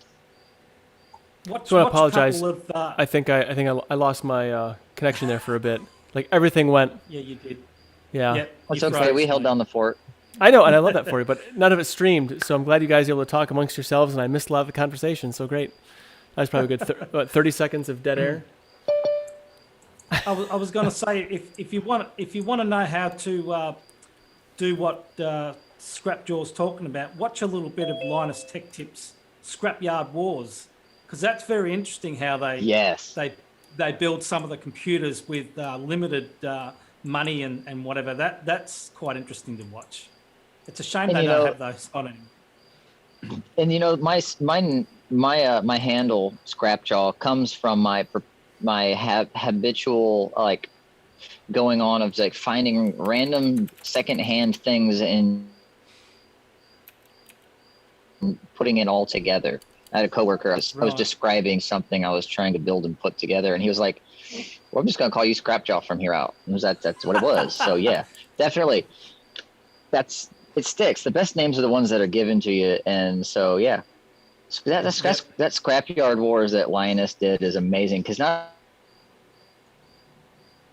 only did he just do that there, he got other tech YouTubers in on it. Like Jay's 2 Cents, I think, did some with him.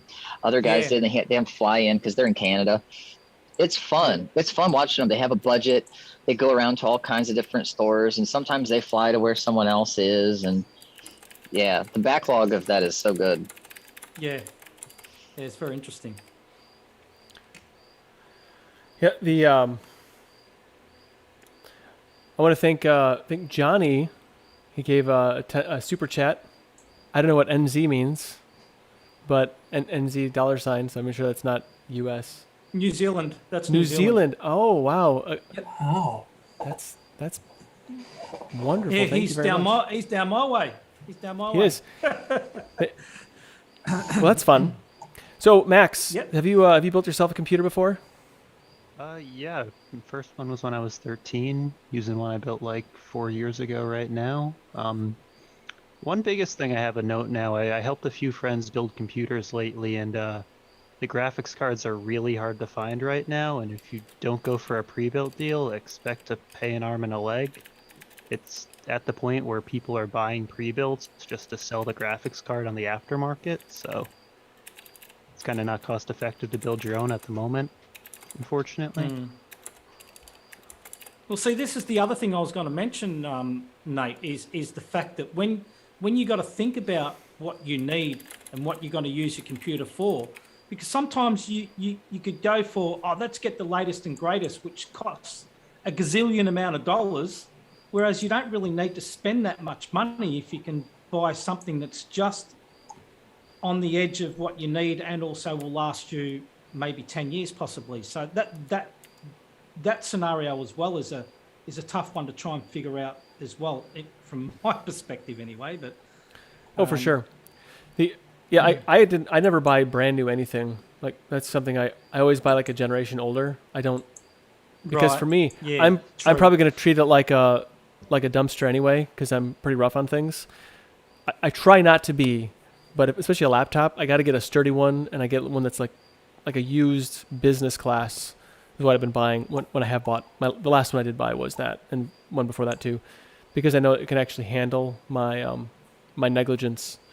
So I purchase things based around my own negligence on how I treat things, if that makes any sense. It's wise to it's wise to go with the previous generation, or rather the whatever's current is going to be like, when I built my system, by the time I was ready to buy everything, it was the 6th and 7th gens were like, the 6th gens were here and the 7ths were coming. You know, they were already talking about the 7th gen by the time the 6th gen came out, and I bought a 5th gen. But you know what? All the drivers and all of the support and everything was there because that was such a popular generation to get and work with, because it was so solid. It was like, that's the other thing, is once this hardware has been out there for a while, it's not that Linux runs better on older stuff, because there is a diminishing return on how old your hardware is. Don't let that's a myth. But when there's a well curated set of people out there working in that hardware already, you're pretty safe to buy that, in the previous generation. So that's the other thing if we're going to keep this Linux centric here. Sure. I also find that if you get like the last generation of hardware, you don't have to worry about Linux compatibility because somebody already worked on it for you. So there's always that too. Go the lazy way out. That and if you get Dell, like if you're going to go brand new, Dell has their professional series laptops they put out with Ubuntu on them. They Mhm. cost a little more than some of the other ones, but that's because they put more work into them. But then again, any system out there you buy that comes from the vendor with Linux on it is generally gonna have that support already there, and you're gonna pay for that work. You're gonna help pay for all of their hard work working on that. Yep. So there's the question of how powerful do you need your computer to be, and I think that some people like to have the latest and greatest and stay on the cutting edge of technology. But personally, I don't want to bleed to death on that cutting edge of technology. I like to hang back just a bit.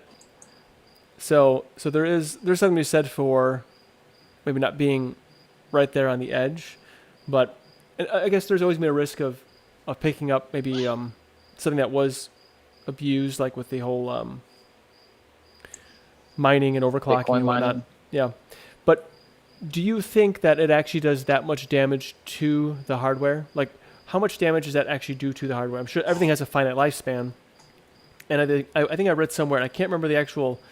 There's a term for it, but basically, after a while of running electricity through a circuit, you have like some sort of migration of the material. I can't remember what that's called.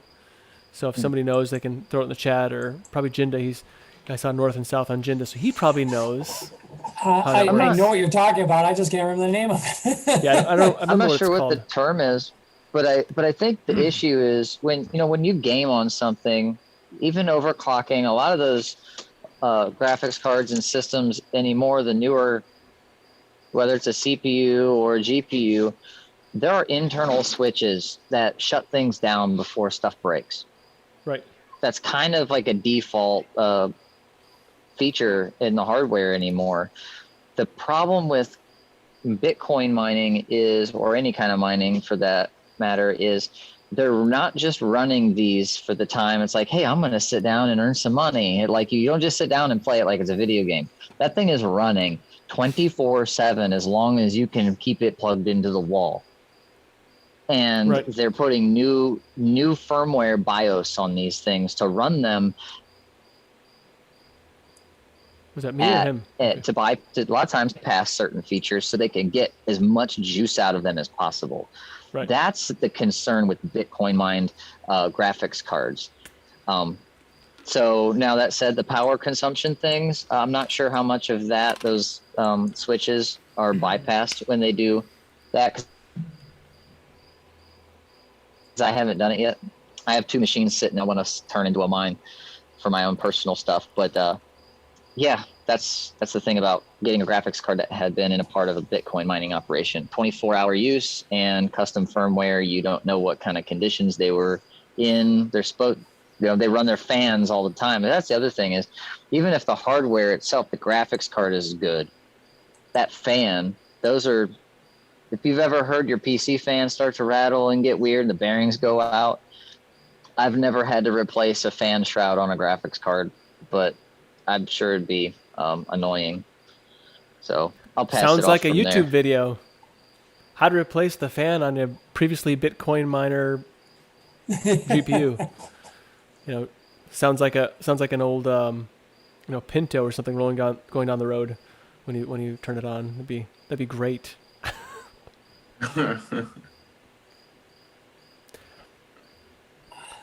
Well, if you're overclocking a PC and running all this heat through it, you have a heat cycle and you're pushing it to the limits.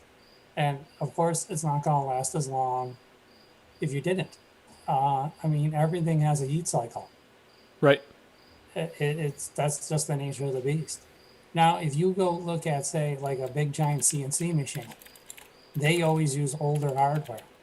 They always use older operating systems, usually also, to try to make sure that they're going to be able to be ran 24/7 for months on end. Mm-hmm. And they don't overclock them. And when we saw that Linux went on Mars, the components that they picked, which they picked ones off the shelf because they wanted to try something, they did pick well-known known good components. It's kind of like someone telling someone to buy a used car. You know what I mean? A brand new car, you don't know it's going to last long. But a used car, you can say, hey, you know, they had really good lucks with these cars, and this is the only two issues, and they're easy to, might be a pain to fix or easy to fix, but, you know, things like that. It doesn't change whether you're using a PC or whatever. Sorry That to makes rattle sense. on, guys. No, that's good. I know that the business lines of like the Dell cells, maybe HP too, but they always tend to stay like a generation behind on their chipsets.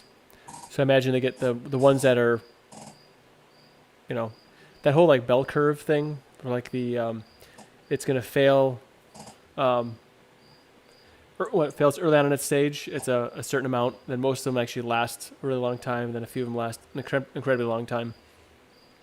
So it's interesting that I'm sure that for business lines of computers, they have to have machines that they know will last the full life cycle, which is what, 5 years typically for a business class machine, I think. I'm not sure, but maybe 3 to 5 years, I think. So, and then there's something said for just not spending a lot of money also for whomever. So it's, looks like they're Jode Lopez. Is that correct? I think it's prophetic. Oh, it's prophetic. Hey, you guys hear me okay? Yeah. Excellent. Glad you're here. Sorry, I'm a little late to the party. I know there's only so much time left, but Oh, you know, anytime you join the party, you know, there's still juice in the punch bowl, so have at it. nice. So Hope what it's are- not Kool-Aid in the punch bowl. Well, it's only the good kind of Kool-Aid. You know, it's Oh, the- okay, good. Yeah, it's the Kool-Aid man busting through the wall. Oh yeah, kind of Kool-Aid, not Oh, not the okay. kind that makes you crazy. But Okay, good. but Oh, welcome. Yeah. See, Scrap Jaw's an old guy. So what are your thoughts on building a PC? Is it something that is it worth it? I think it's worth it if it's like if you're okay with the fact that you might botch something and it's a learning experience. But it's for the average user building a machine, it's probably not a good idea.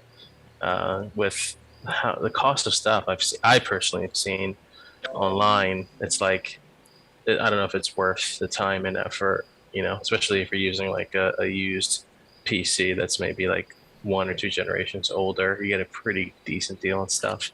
So for the money. But yeah, I think more of it if it's a learning thing. If you really have an itch for it, scratch it, go for it. But other than that, I think it's not really worth it. So here's my thought. I think if your ambition is to build a PC, maybe buy your first one, a used one, and then try and upgrade it first. Yeah, see if you can do that effectively. You know, a better graphics card, maybe up the memory. If it has Agreed. maybe new CPU, something along those lines. And if you go down that road and that goes well, you know, then maybe upgrade something else on it. Then maybe, you know, if you can, swap out the motherboard. You know, if there's some, or maybe that's a bad idea.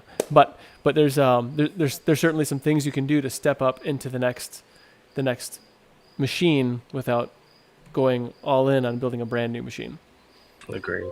Yeah. Speaking of memory, is there a way of I've got a computer down here that's got 4 gigs of memory. I wanted to up that memory, and I bought some online. Got the wrong one. Is there a way of identifying memory in any way? There are. Like if you wanted to, go ahead.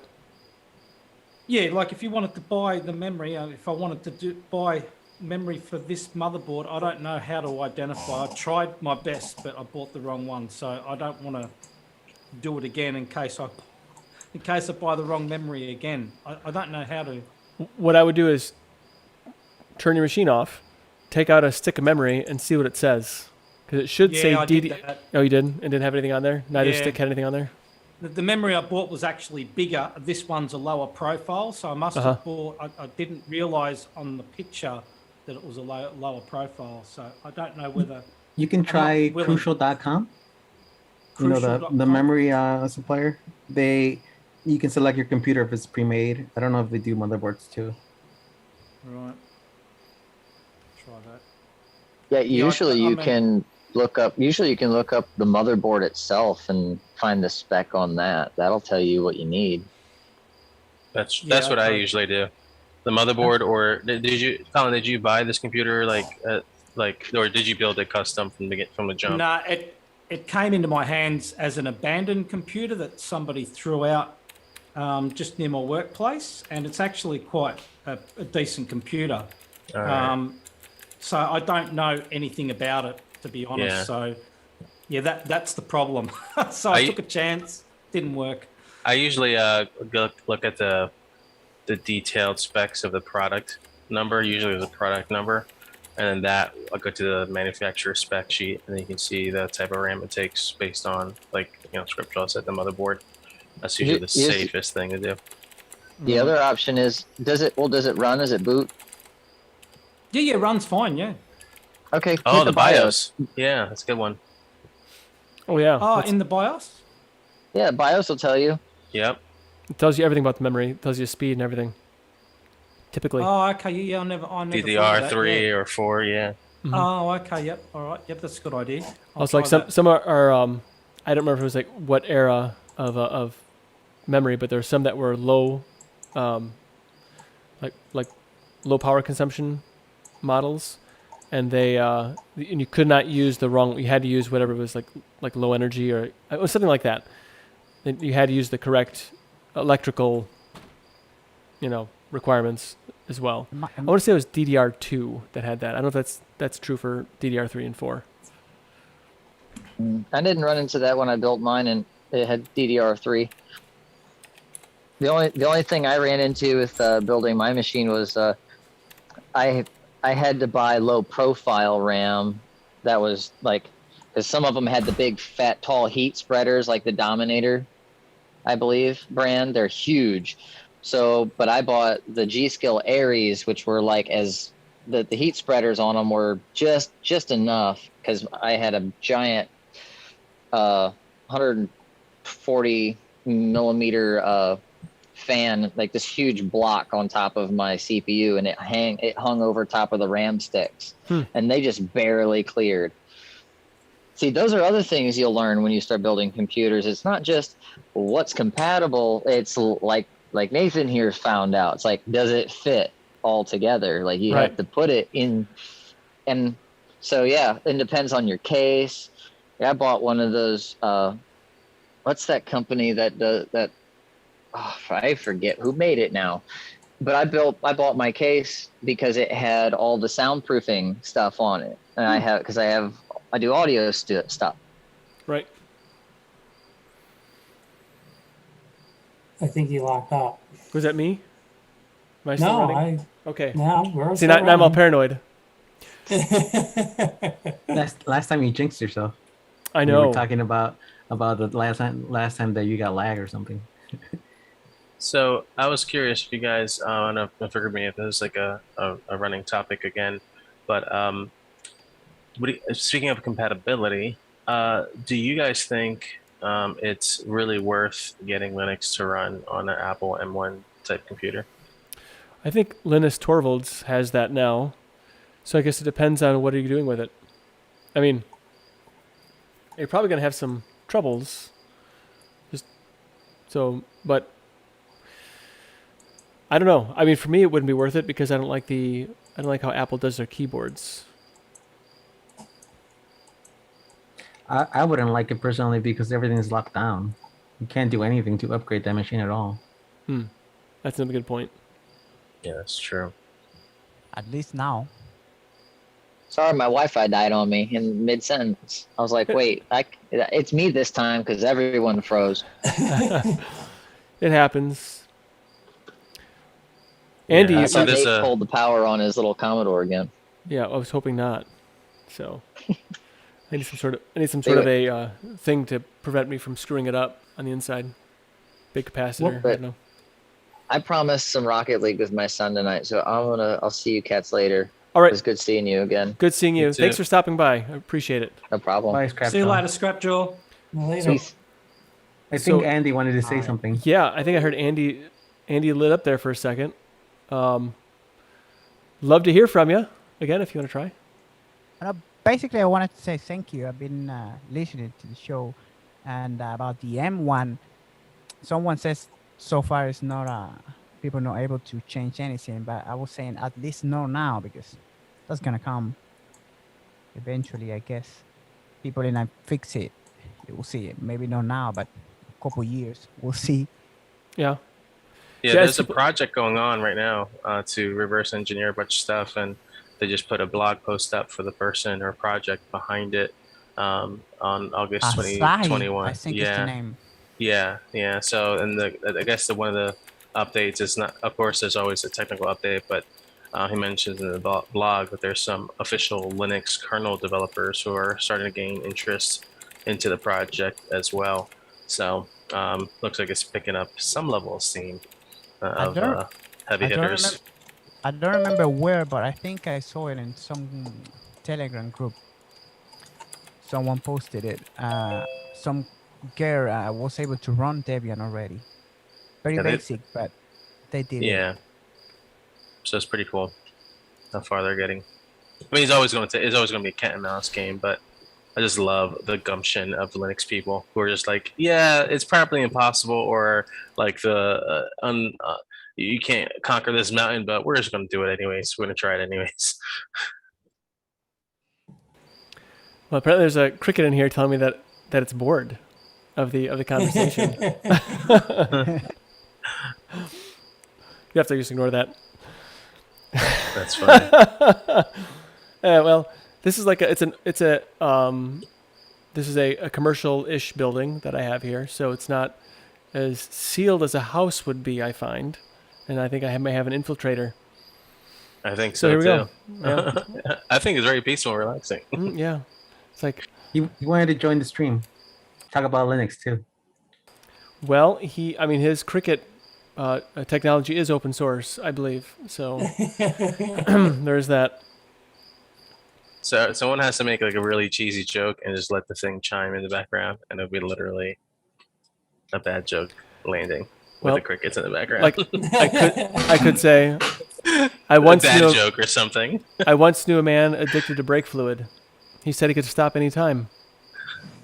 Boom. See, there we go. That's nice. So good. But yeah, so I just thought it was kind of interesting. So some people are very passionate about that opinion. They're like, why bother? Versus some people are like, actually, I would love to have Linux on that kind of hardware, because I know, Nate, you don't like the keyboard, but some people love the hardware and other aspects. So just thought it's kind of crazy. No, that's good. I think people should have the freedom to do what they want to do with their hardware. So if they want to do that, I think it's absolutely worth it. If it brings them happiness, I mean, I crammed an ITX case inside of a Commodore 64 bread bin box. So I mean, how much does that make sense? Probably not a whole lot. So I mean, really, whatever makes you happy, really, when it comes to your technology, enjoy your technology. Is there anyone happy with Elementary 06 here? I just 06? downloaded it Sorry. today. Nice. Initial, Oh, you thank- didn't boot it up yet? Nope, ran out of time today. But this week I'm gonna give it a try. Which actually, that's a great segue, because I'd like to actually go into that. I'd like to do a distro challenge for next week, if people want to do it. It's not I shouldn't say challenge, but we did challenges in the past, and so so if somebody wants to do some sort of thing, like just to talk about it, I'm going to dig into Elementary OS because I haven't done it in a few years, and so I'd like to do that. So if anybody else would like to join me in Elementary OS version 6, then I'd like to we can talk about it next week.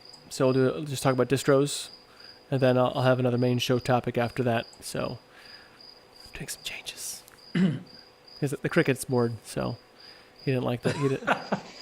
Well, so you're asking us if we want to join your challenge? Is that what you're doing? It's if you want. Elementary There is no. If you just want to look at it, check it out.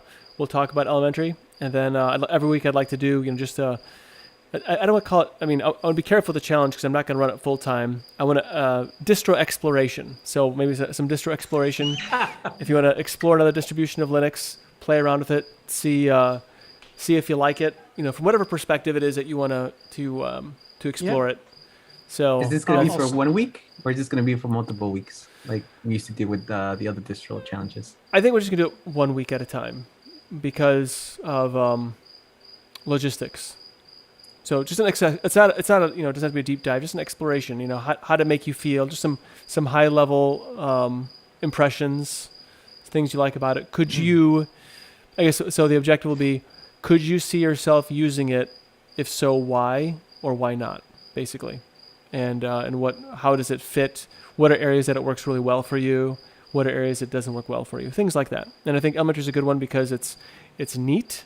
They have a nice presentation, and I haven't aesthetic, yeah. And I like the work that they put into it.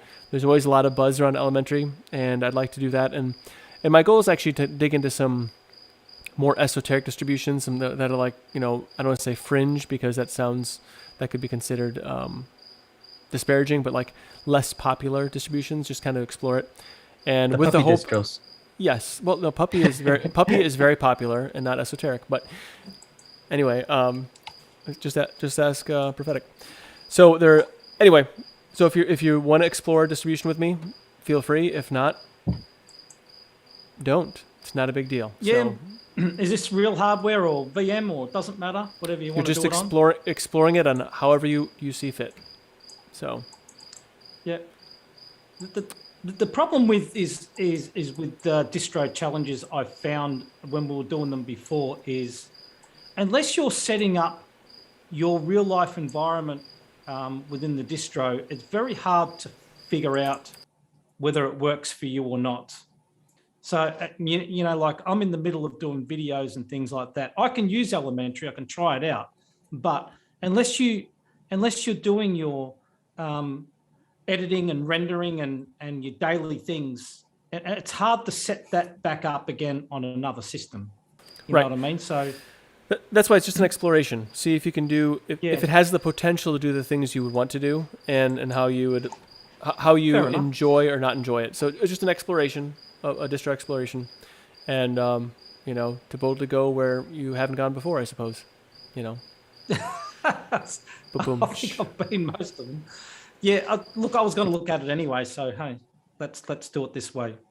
Fair enough. I'll do it. Well, very good. So it's about that time. I guess we'll go around the horn and last word. So Jinda. Well, first of all, I'd love to, welcome the cricket, and I hope he comes back. Oh, he won't. Okay.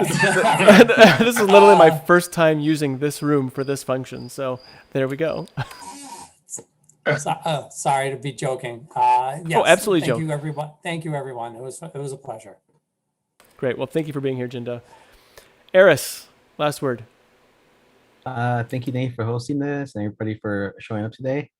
Just wanted to say also thank you, Jinda, for all the links, and see you next week. Thank you very much. I appreciate you being here. I like your knowledge bombs you drop on people, so that's great. Colin, last word.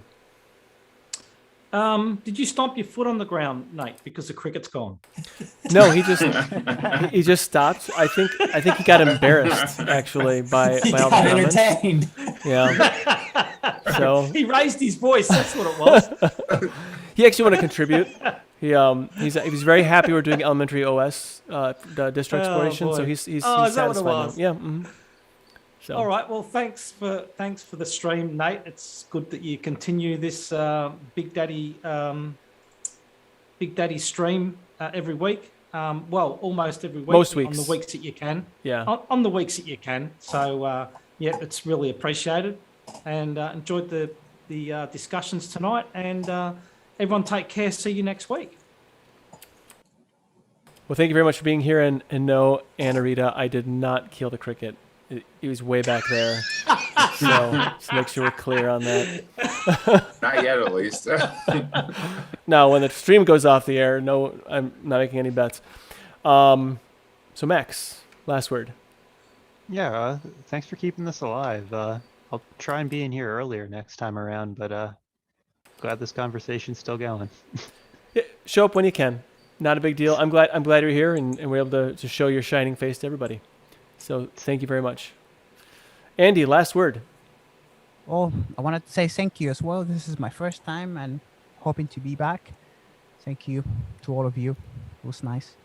Well, I'm glad you were here. I'm glad Cool. you had a good time and I've been and thank you. watching. I've been watching for the longest time, but I never tried to jump in.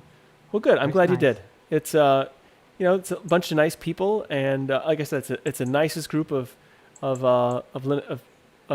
people I've ever been hung out with virtually ever. So you're welcome to come back anytime. So thank you very much for being here. Same to all of you. Yep.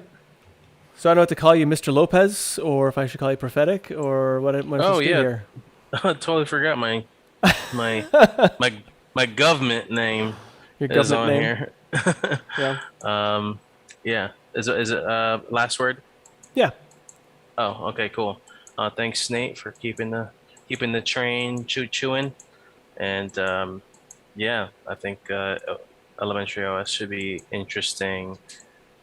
Just if anyone does give it a shot, I think it'd be good to just read some of the blogs for their paradigm and their philosophy, because otherwise it might make you a little grumpy using it sometimes. So it might Right. be good to do some little research before trying it if you do Well, do the challenge.